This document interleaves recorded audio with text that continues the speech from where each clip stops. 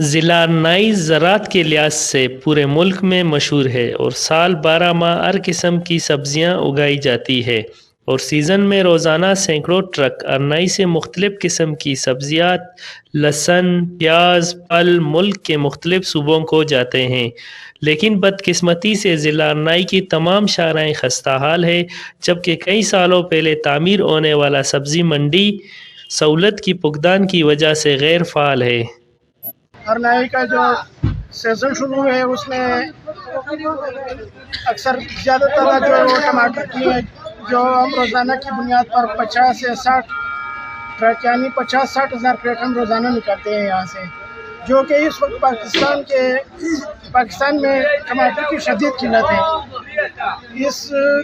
لیکن اس کے باوجود یہاں ہمارے مسائل کی طرف گورنمنٹ ابھی تک کوئی توجہ نہیں دیا ہے۔ ہم لوگوں کا سبزی منڈی یہاں پہ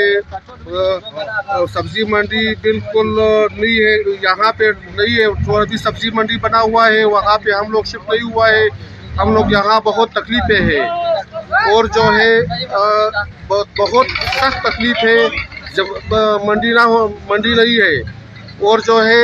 روڈ نہیں ہے، روڈ کا بالکل نہیں ہے۔ ہم حکومت سے مطالبہ کرتے ہیں کہ ہم لوگوں کو روڈ